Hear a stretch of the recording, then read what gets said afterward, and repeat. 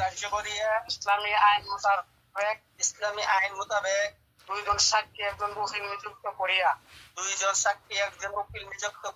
আমরা আপনার এজেন্ট নিতে আসিলাম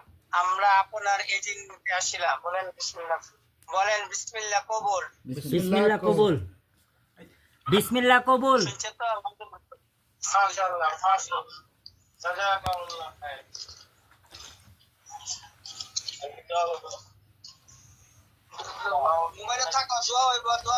জি জি জি সবাই আছে না সবাই আছে